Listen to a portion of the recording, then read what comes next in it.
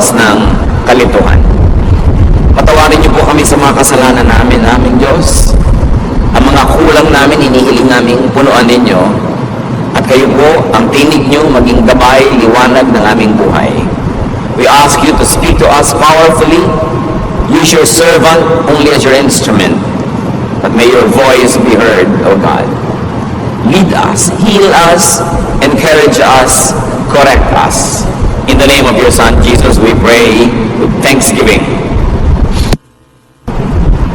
Amen. How do we make decisions? Araw-araw, meron tayong pasyang ginagawa. May maliit, may malaki. Merong napakahalaga, merong hindi naman ganun kalaki ang kahalagahan. Pero dapat pa rin tama ang desisyon. When we make decisions, first of all, get guidance from the written scriptures, meaning the Bible. Salamat na lang, napakamahalagang general teachings, and sometimes even specific teachings, are in the Bible. Knowledge that comes from the Bible save us from ruin, from great mistakes, and even push us to greater accomplishment. Psalm 119, 105, your word is a lamp to my feet, a light on my path. Siyempre, ang image rin ito ay isang taong naglalakad sa dilim ng gabi na maaari siyang makatapak ng ahas, maaari siyang matalisod, maaaring mahulog. At ang salita doon ng Diyos na nakasulat sa Biblia ay liwanag na nagsisilbing gabay sa kanyang dinaraanan. Para mga maliliit na footlight sa isang landas o kaya ay portable light, flashlight na dala-dala ng naglalakad. Ganun kahalaga na ito ay nakakatulong sa bawat hakbang na ginagawa ng tao. Psalm 119:99, I have more insight than all my teachers, for I meditate on your statutes. Nadadaig pa daw ng estudyante ang guro kung lagi niyang pinagbubulay-bulayan ang mga kautusan ng Diyos. So when you say scriptures, of course, you mean the Old Testament and even the New Testament that has been passed on to us. Especially, very powerfully, the teachings of Jesus Himself. Matthew 13:54, coming to His hometown, He, meaning Jesus, began teaching the people in their synagogue. And they were amazed. Where did this man get his wisdom? They asked. So nakakita sila, nakarinig sa Panginoong Jesus ng mga bagong anggulo ng katuruan, mga bagong husay, bagong galing, bagong kaliwanagan na hindi nila nakita, nadinig sa mga dati na nilang mga guro. Pero ang mahalaga dito, sinasabi that Jesus was primarily a teacher. Kaya ang tawag sa kanya, Rabbi. So dapat siya ang ating number 1 na guro, pamantayan. Sinusukat natin yung mga nadidinig natin at nalalaman sa Old Testament, maging sa New Testament, sa pamantayan ng greatest teacher, the Lord Jesus Christ. So we get guidance from the written word. Dapat dala-dala mo ang Biblia mo, sa ulado mo, nasa computer mo, at para nananariwa sa iyong alaala ang mga principles, teachings, commands, promises, and the stories in the Bible, models of whom we should follow, models that we should not follow. At pagbuo ang ating pagkakaunawa dito, malaki na ang pagkakataon na tama ang magiging desisyon natin. Alam natin kung sinong hindi dapat tularan, sinong dapat tularan. Alam natin kung ano ang mga pamantayan na ibinigay sa atin. Napakahalaga nung nakasulat. At dahil nakasulat, hindi na napapalitan, kaya hindi pa bago-bago pwedeng asahan. Bukod dyan, you get guidance from the spiritual scriptures. Bansag ko lang yon na spiritual scripture. Ibig sabihin, yung salita ng Diyos, utos ng Diyos na hindi nakasulat. Like revelation by the Spirit. Guidance, ideas in the realm of thought. Pwede ka magbukas ng pahina ng Biblia para humanap ng guidance.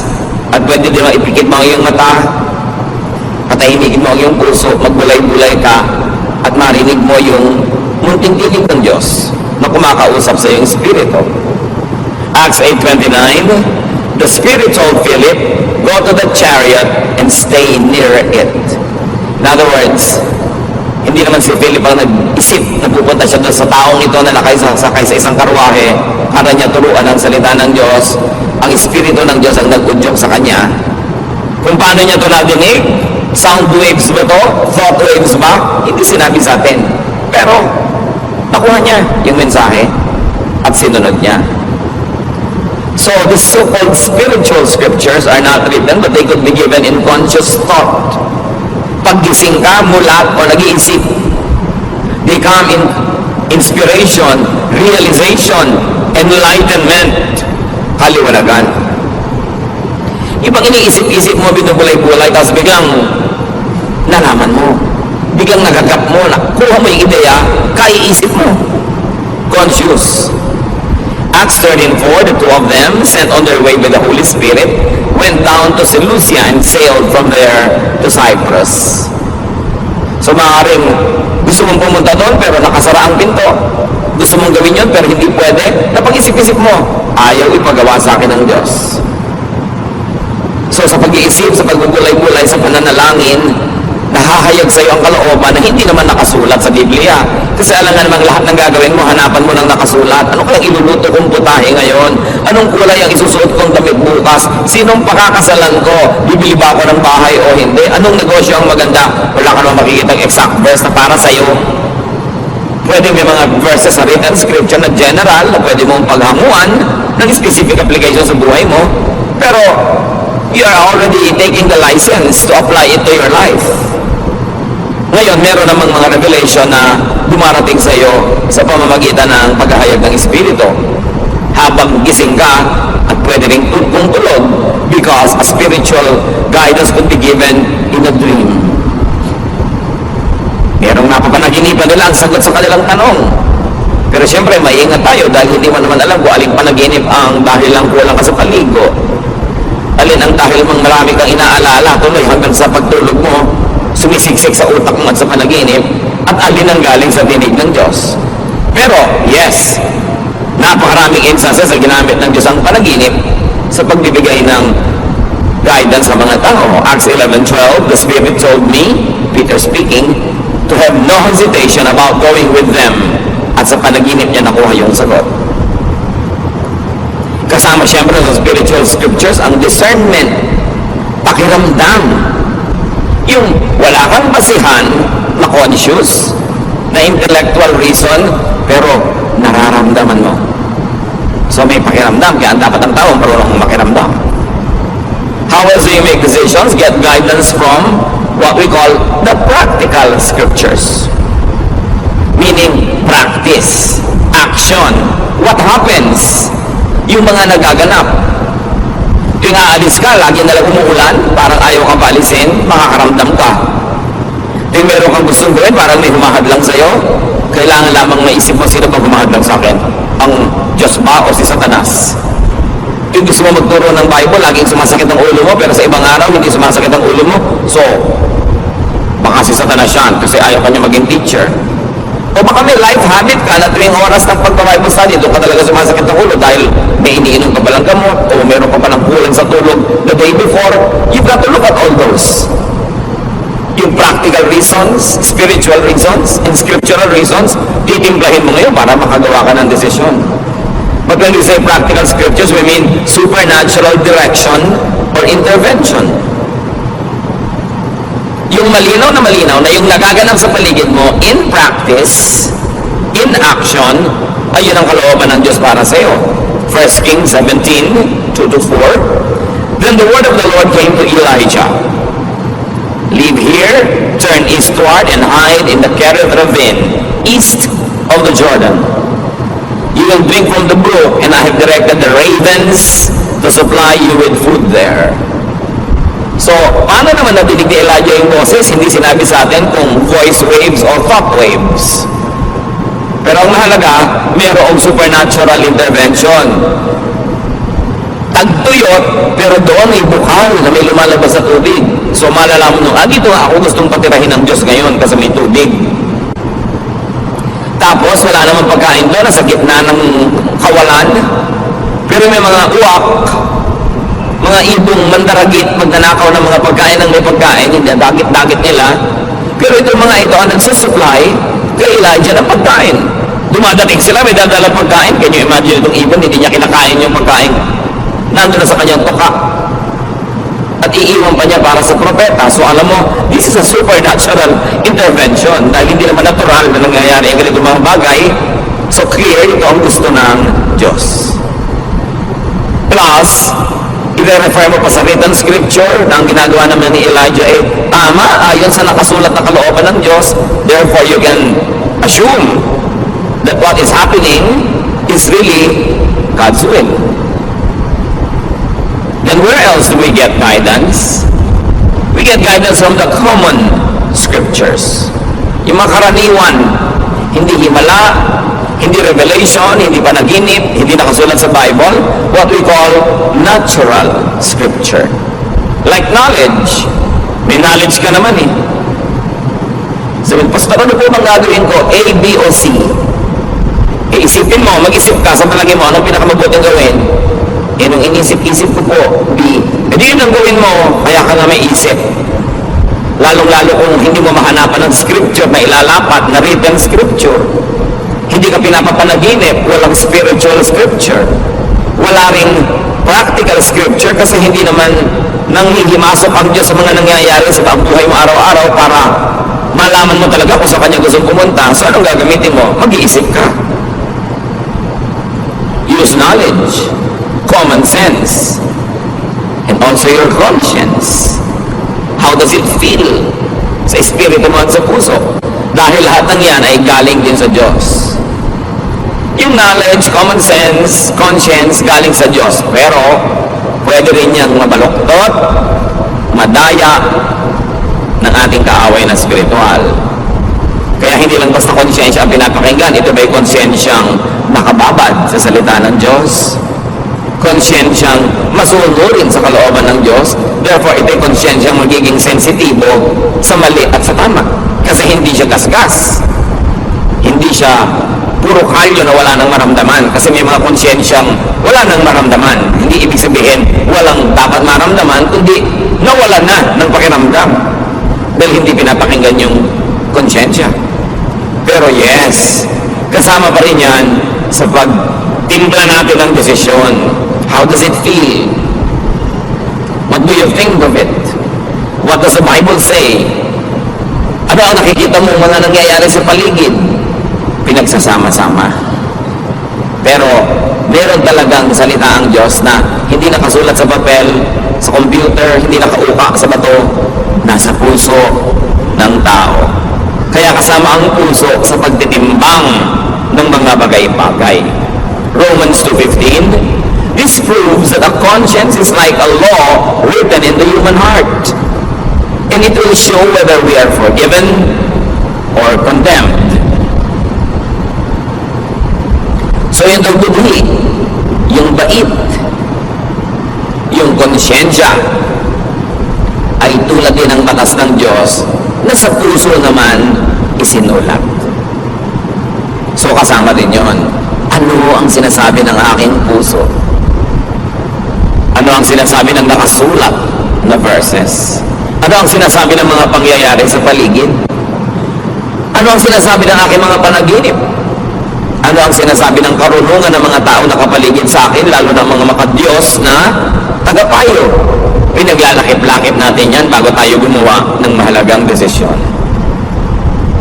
Get guidance from common sense, from knowledge, from experience. Dahil yan ay pagpapala din sa atin ng Diyos. Halimbawa, ang mga Hudyo, ang mga unang naging Kristiyano, hindi naging malinaw sa kanila agad-agad. Kung ang mga kaugalian nila at katuruan ng pagka-Hudyo ay itutuloy pa nila ngayong sila'y Kristiyano na. Pero may mga ibang uri pa ng tao na naging Kristiyano, mga Hentil, Gentiles, non-Jews. In other words, yung cultural baggage ng mga Jew, hindi cultural baggage ng mga Gentile. Halimbawa, Jewish men, Jewish boys always had to be circumcised. Gentile boys were not required. Jewish people were required to eat this and not to eat these types of food. the Gentile people were required by other dietary traditions.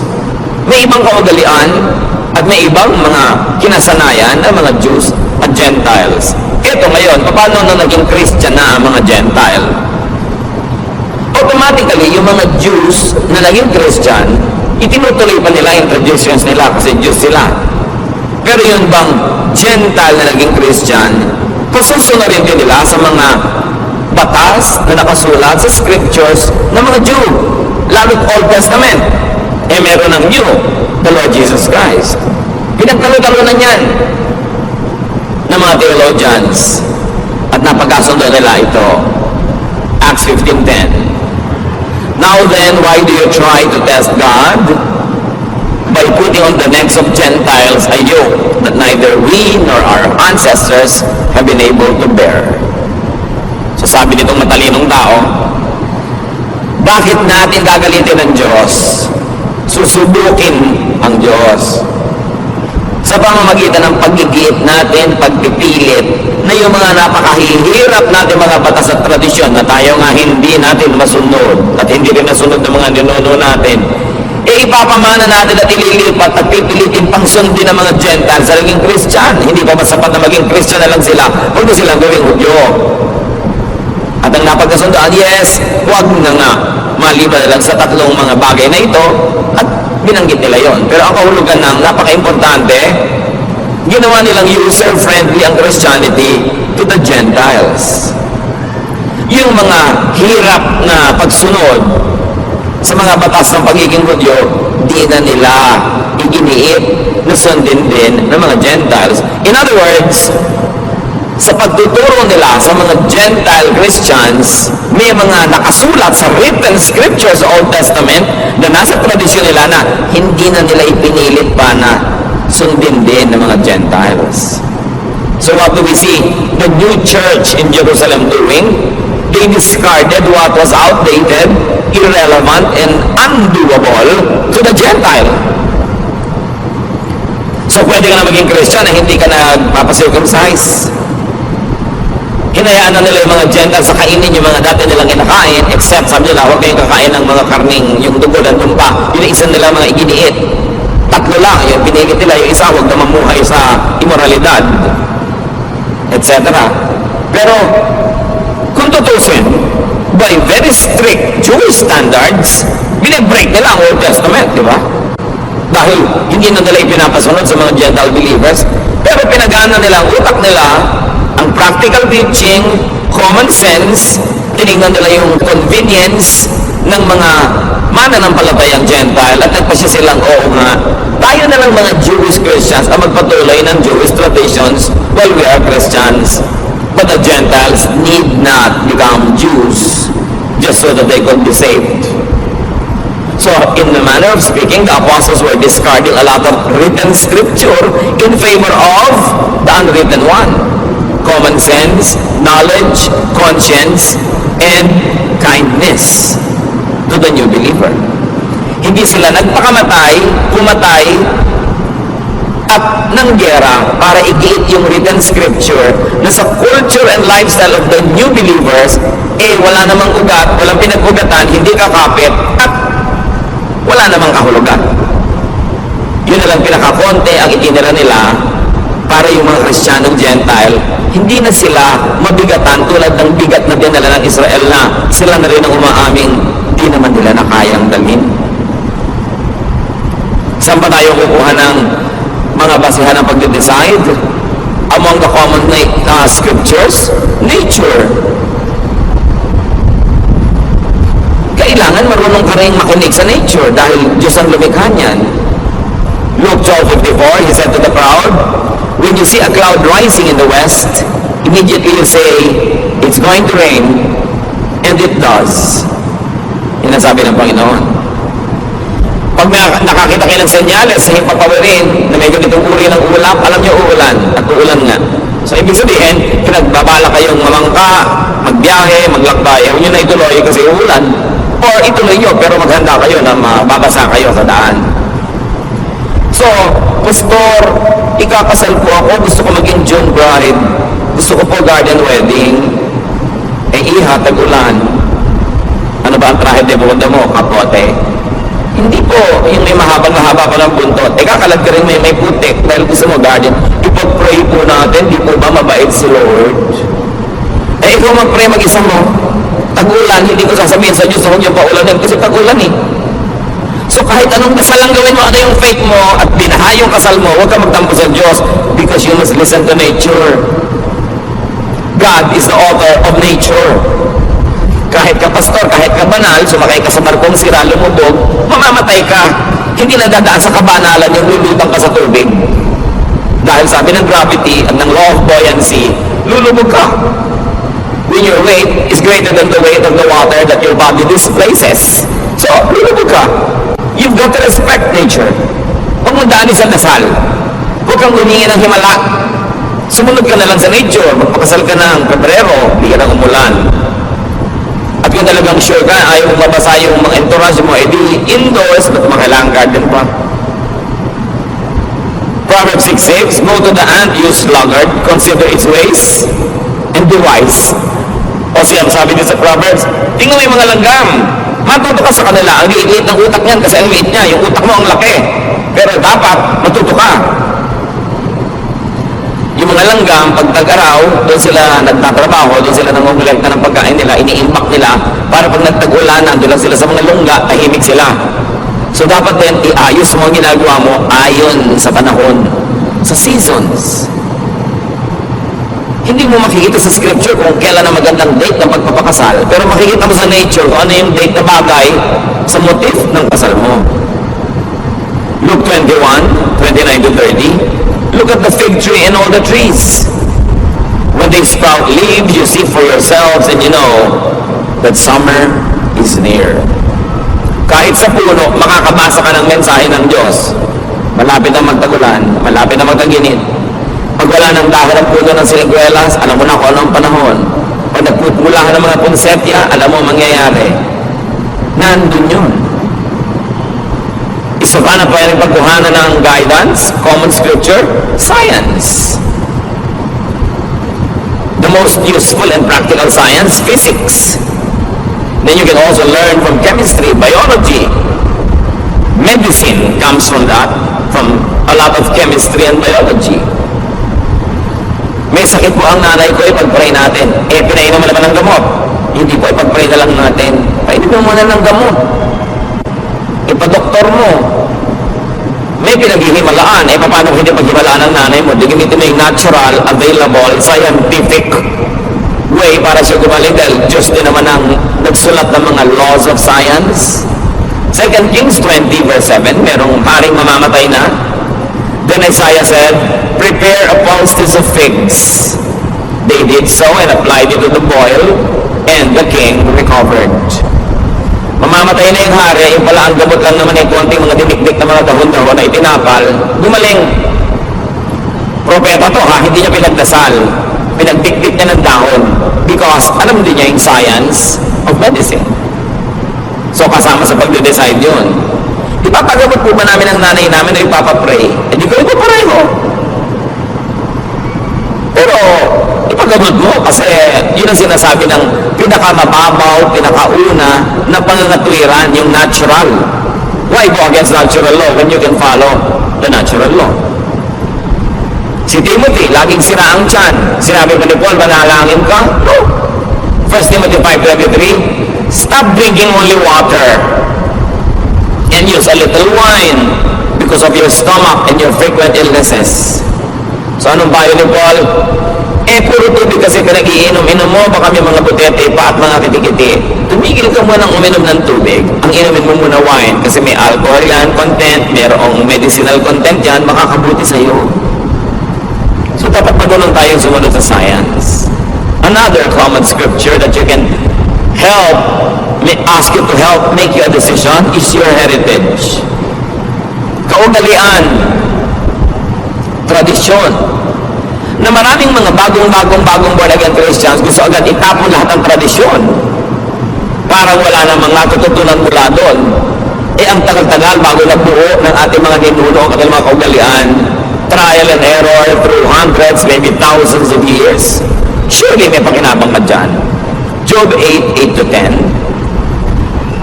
Ask the former generation and find out what their ancestors learned. For we were born only yesterday and know nothing, and our days on earth are but a shadow.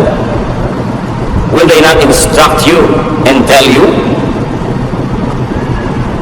Will they not bring forth words from their understanding?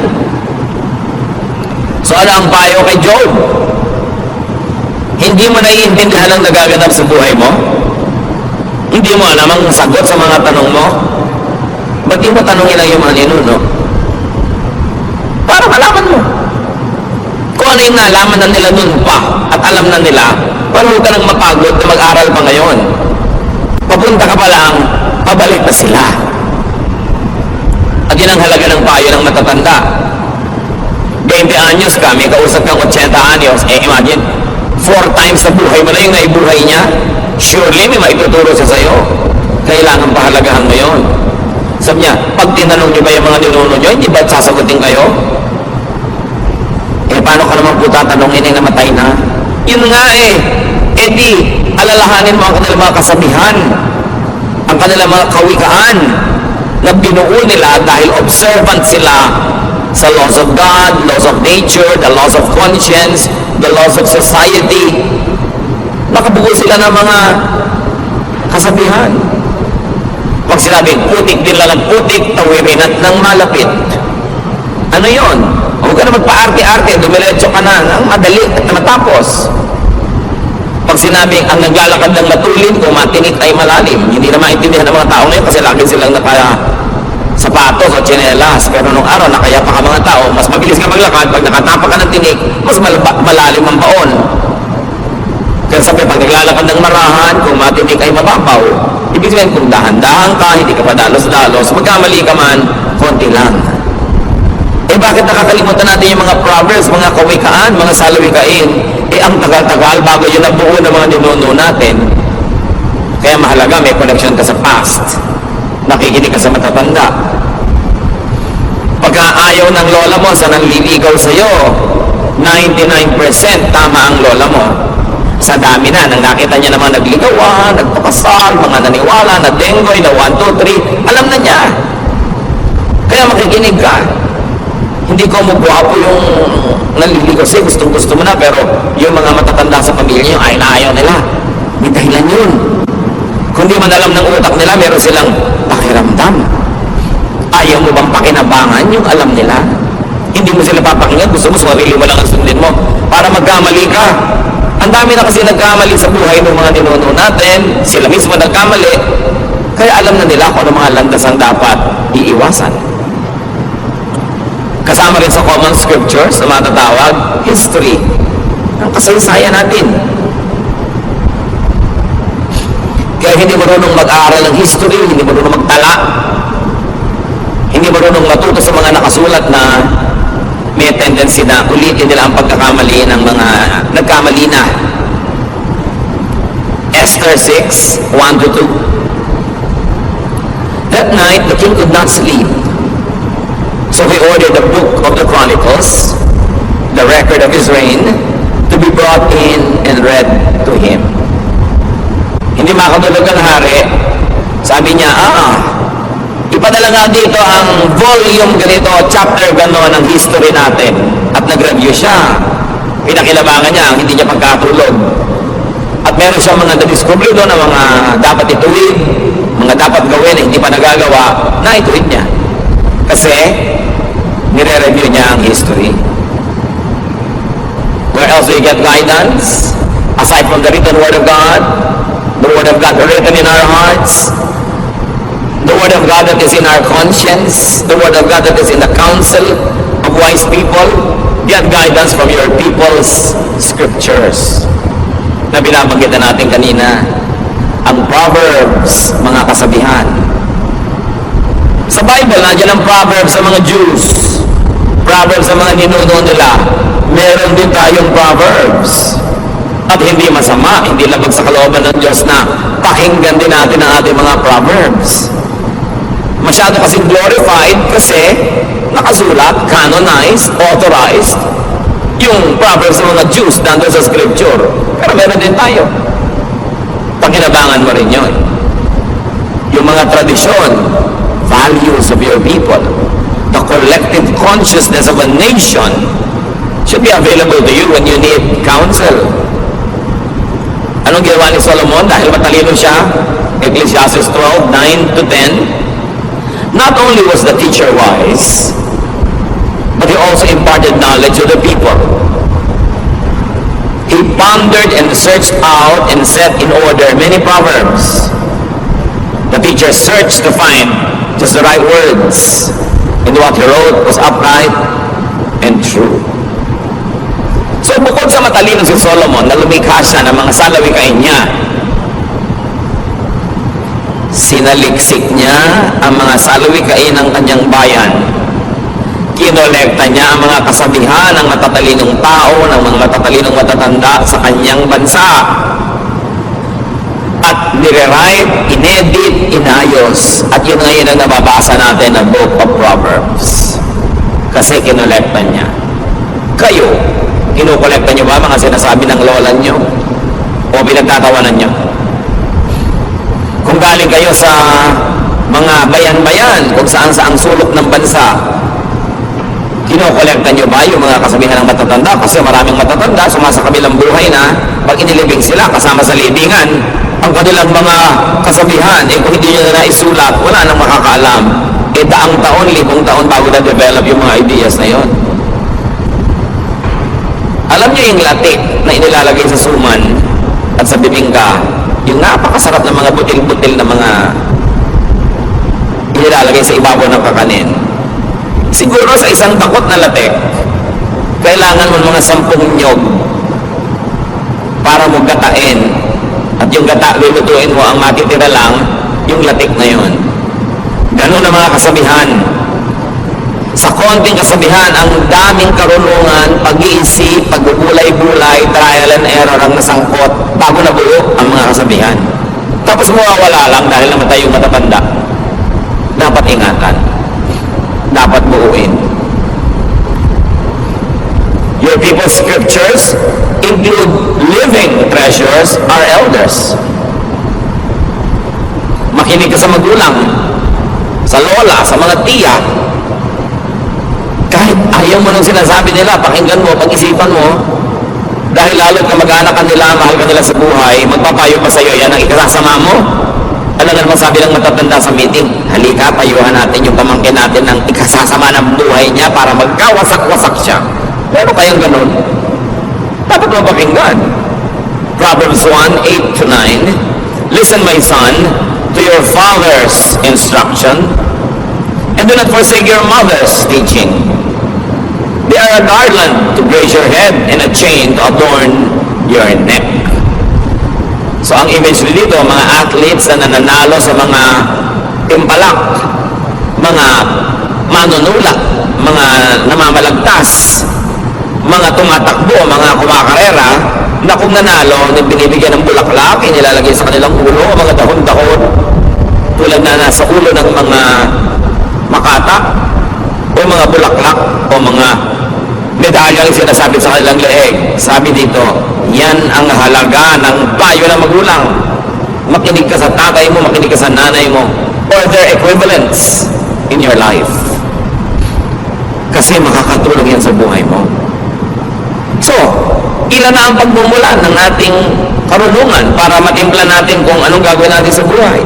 The written scriptures, the spiritual scriptures, that's in your heart, your conscience, your knowledge, natural knowledge, sciences, discernment, mga kasabihan, ipapanalangin mo pa, tapos may gagawin ka pa. Di ang dami, sasalain mo siya. Para yung makakalampas lang sa salaan, ang pahalagahan mo. Sa dinami-rami ng written words, sa dinami-rami ng spiritual guidance, mga nangyayari sa paligid, filter everything with Solomon's teachings on meaninglessness. Kung merong salaan ng Old Testament, kung saan mo dapat salain ang mga katuruan, at doon mo sukatin kung mabuti sa iyo, makakasama ba sa iyo, pumunta ka doon sa nagsulat na pinakamatalino sa lahat, si Solomon. So Solomon should be a standard. So sabi ng nanay ko, sabi ng konsyensya ko, sabi ng paligid, sabi ng scripture, sabi ng Old Testament, sabi ng ganitong epistle, sabi ng panahon, sabi ng weather, sabi ng science. Ano nga nagsabi ni Solomon? Susukatin mo doon.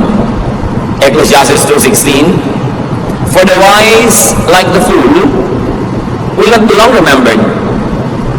The days have already come when both have been forgotten. Like the fool, the wise too must die. So nagkakamatayan din lahat ng tao, matalino't hindi. So sabi ni Solomon, anong mahalaga sa buhay? Ecclesiastes 3:12, I know that the best thing we can do is to always enjoy life. So ito sabi ng panaginip mo, ito sabi ng verse, ito sabi ng matatanda. Ngayon, ang ending is, sabi mo, nakaka-enjoy ba sa buhay itong gagawin kong desisyon? Kasi sabi ni Solomon, ang pinagkalooban ng Diyos sa pinakamataas na talino, dapat enjoy ka. Nagpakabayani ka, nagtanim ka, hindi ka nagtanim, nagpakatalino ka, hindi ka nagpakatalino, mamamatay di kayo lahat. Sabi ni Solomon, pare-pareho lang kayo magbubulok. Therefore, pahalagahan mo ang buhay. Dapat mahalaga bawat sandali, mahalaga bawat yugto, at dapat nag-enjoy ka sa ginagawa mo. Okay, tutulong ka kay ABC. Sino naman ang pinaka-enjoy ka? Si B. Hindi na tulungan mo kasi hindi mo pwede tulungan lahat sabay-sabay. So kasali ka rin. Dapat meron ka enjoyment. So itatanong mo sa buhay mo, enjoyable ba? Okay, balik tayo kay June Bride. December pa lang, pinaplano niya yung June wedding. Pero tag-ulan, tag-bagyo, itatanong mo na sa sarili mo, mag-i-enjoy ba ako mula Enero hanggang Mayo na isip kung baka bumagyo sa wedding day ko? Anong obvious answer? Hindi ka mag-enjoy kasi mag-aalala ka. Therefore, wag na lang June, makakuha ka ng payo. Sinala mo kay Solomon. Okay, ang gwapo-gwapo nito naliligaw sa akin, pero ubod ang tamad. Pero pag niyayakap niya ako, nakakalimutan ko na ang lahat. Pero ang point, mag-enjoy ka man, nakasama mo buong buhay ang batugan na yan. Gano'ng katagal mo at kadalas mo gustong mayakap ka maghapon? Kung maalinsangan, maiinis ka rin yan. Mag-enjoy ka ba? So, naisip mo yan. May mga magtatanong, saan chance po kaya ako mag-a-attend? Doon sa very conservative, sa hindi conservative, sa gitna. Saan ka mag-enjoy? Ano bang pagkatao mo? Gusto mo ba yung masayang tugtog o yung mabagal na tugtog? Gusto mo ba yung kada? But I am giving you a new command. You must love each other just as I have loved you. So, isinet aside ng Panginoon Jesus ang lahat ng commands, 10 commandments, 613 laws and mitzvahs, traditions, regulations, at sabi niya, ito ang kaisa-isang command na iiwan ko sa inyo. Love. Love each other. People will know that you are my disciples if you are loving. So ngayon, may decision ka na. O sige na nga, December na lang kung magpapakasal. May pangalawa pang tanong, is it loving? Magiging mabuti ka ba sa pakakasalan mo? Makakasagabal ba yung wedding mo sa kanilang Christmas traditions ng lahi nila? Mabuti ba na gawin yun sa ganung panahon? Magiging maibigin ka ba to everyone involved? Pag sabi mo, yes, it will be very loving to them, then go ahead. Pero pag sabi mo, teka, hindi, magiging malupit sa iba. Pinipilit ko lang, pero actually may magsasuffer. Then you know how to decide. So pag na-factor mo na lahat, yung pinag-usapan natin, sasalain mo kay Solomon, is it enjoyable? At sasalain mo kay Jesus, is it loving? Is it considerate? Is it kind? Then you will know where to stand. John 9:14-16. The day when Jesus made the mud and healed the man was a Sabbath. So the people took the man to the Pharisees. They asked him how he was able to see, and he answered, Jesus made some mud and smeared it on his eyes. Then after I washed it off, I could see. Some of the Pharisees said, this man doesn't come from God. If he did, he would not break the law of the Sabbath. Others ask, how could someone who is a sinner work such a miracle? Since the Pharisees could not agree among themselves, etc., etc. Ano yung issue? May written law. Di ba doon tayo kukuha ng guidance sa written law? Written scripture? Walang magtatrabaho sa Sabbath. Pero merong bulag. Ang tagal na niyang bulag, ayaw na ng Panginoong manatili pa siyang bulag kahit sa araw lang. Kaya nung kumonsulta sa kanya, Sabbath, ipagpapabukas ba ng Panginoon? Hindi. Gumawa siya ng putik, tinapal niya sa mata, nakakita yung mata, kumalat ang balita, nagtrabaho si Jesus ay Sabbath. He broke the law. He broke the written scripture. Pero bakit pwede gawin ni Jesus? Kasi ang nangibabaw yung bagong scripture niya, the commandment of love.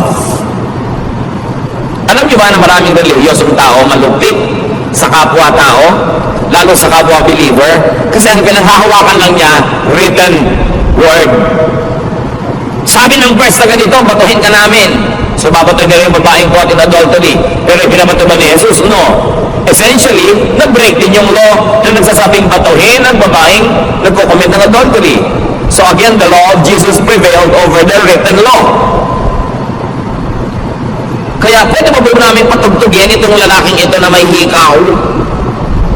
Bakit? May verse ba na nagsasabi hindi pwedeng tumugtog ang lalaking may hikaw? Pero di po kami sagwa, tsaka sign of slavery nung araw, bla bla bla bla bla bla. Pero teka, ano sinasabi ng law of Jesus dyan? Pipigilin ba natin siya? So may pumipigil, may hindi. Depende kung anong scripture ang pinangahawakan. Maybe scripture of church tradition against the scripture that is written, eh wala naman talaga nakasulat tungkol sa hikaw na yun. So, nagkakaiba-iba ng pagbasa. Pwede ko po bang payagan itong babaeng makasalanan na ito na umattend sa church?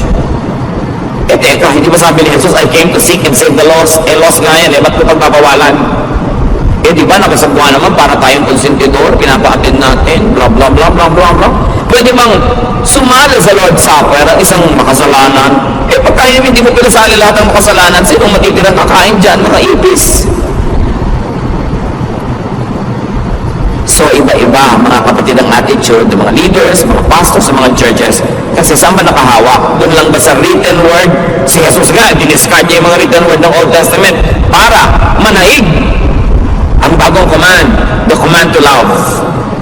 Meron din mga tradition sila, hindi pwedeng makihalubilo ang mga banal na tao sa mga makasalanan. Tapos ang laging kahalubilo ng Panginoon, mga makasalanan. Pero sabi ni Lord, well, I am a friend of sinners. At ang tanong ng mga religious leaders, bakit yung boss nyo, friend of sinners? Di ba dapat umiwas siya sa mga yan? Pero yun ang talagang laging kasama ng Panginoon. Maraming law sila about fasting, but the Lord hardly fasted except on one very famous occasion, yung 40 days na sinasawag. Tapos nag-criticize siya, sabi niya, well, nandito pa ang inyong Lord, so bakit kayo magpa-fast? Magpasa lang kayo sa ibang panahon. Pag sobra ka naging technical, lagi ang pinanghawakan mo yung written verse, lalo't Old Testament pa yon, o kaya galing sa mga striktong mga alagad ng Panginoon na mas stricto pa kaysa kay Jesus, magiging stricto ka rin. It's your choice. Pero sasalain mo kay Solomon, enjoy ba yan? Okay, camp ng mga kabataan, bawal mag-shorts, tag-araw, enjoy ba yan? Ang init-init. Magsuswimming ang mga young people sa beach, dapat nakapantalon, tapos papatungan mo pa ng palda, tapos naka-long sleeve ka pa, magkakapote ka pa, para walang makitang bahagi ng katawan mo. Hindi sa bahay ka na lang maligo. So ang tanong, enjoy ba yan? Loving ba yan? Saan nakahawak ang verse? May hawak ang verse kaya pagpipilitan niya, pero doon ka lang ba talaga kumukuha? Samantalang si Jesus, si Solomon, nagsabi na mag-adjust kayo. Sinasabi, makinig kayo sa payo na inyong mga magulang. Lahat ba ng payo ng magulang nyo? Verse. Dahil kumukuha sila doon sa unwritten verse. Common sense. Experience. Tradition. Si Solomon, nang molekta ng mga salawikay ng mga matatanda. Yung ba mga salawikay ng bayan niya, galing sa bibig ng Diyos? Written word ba yun? No. But it came from wisdom. And wisdom comes from God. Therefore, it becomes useful. So you must contextualize. Hindi ko mo may verse, bulag mo nang i-apply sa buhay ng iba. Samantalang yung sumulat at yung sinulatan, sila yung nag-uusap no, nakikibasa ka lang ngayon, ikaw ba yung kausap para i-apply mo agad sa buhay mo? Siyempre, pwedeng i-apply yan, generally speaking, kaya nga merong saysay at may halaga sa atin. Pero kadita-detalyehan, kalit-liitan ng sabi ni disciple na ganito, kay babaeng ganon, ikaw ba yung kausap? Kailangan ka bang sumangkot sa usapan na yun at yung buhay mo mawala ng enjoyment o mawala ng love? Kaya mahalaga sinasala kay Solomon at kay Jesus. Get what Scripture meant to and for the original recipients. Maraming utos sa Biblia, may kausap. Sabi ng Diyos kay Noah, gumawa ka ng sasakyang dagat. Siya ang kausap, hindi ikaw. May sinabi si Paul sa mga babae sa Corinth, di sundin nila, sila yung kausap. Pero ikaw ba yung babaeng tinutukoy niya? Ikaw ba yung pinagbebelo? Ikaw ba yung pinapagalitan niya? Eh kung hindi naman ikaw, ba't ka sasalin sa usapan? So mahalaga. Pwede mo rin naman kunin yung ano ba yung universal general teaching ng usapan nila na pwede ko i-apply sa buhay ko. But for you to apply every detail, to pray about it, and you will be in a better position to make decisions. Ama namin sa langit, salamat dahil involved kayo sa buhay namin. Ayaw nyo kami magkamali. Although hindi nyo naman laging diretsahang kinakausap. So turuan nyo kami na magbase ng karunungan at mga desisyon sa iba't ibang mga pinagkukunan ng karunungan, pangunahin na yung nakasulat na scripture. But teach us also to consider and listen to the unwritten word, that which is written in our hearts, that which you give through dreams, yung nararamdaman namin at nadidiscern, yung sinasabi ng marurunong, yung idinidikta ng pagkakataon at pangangailangan, lahat ito i-consider namin, Panginoon, para kami maging marunong, mabuti, mabait sa aming kapwa. Sa ilang saglit pa, nakatahimikan, pagbulay-bulayan natin ito mga kapatid. Mahalaga to make godly decisions. Sometimes, a scripture-based decision is not always the most godly one, especially kung pinagbabasihan mo ay irrelevant na sa buhay ng iba. Nakita natin ginawa yan ng mga disipulo ng Panginoon, nakita natin ginawa yan ng mga bagong mananampalataya at ginawa ng Panginoon mismo. Is it oppressive? Does it set free? Is it kind? Think about those things. Lord, in silence, give us personal application.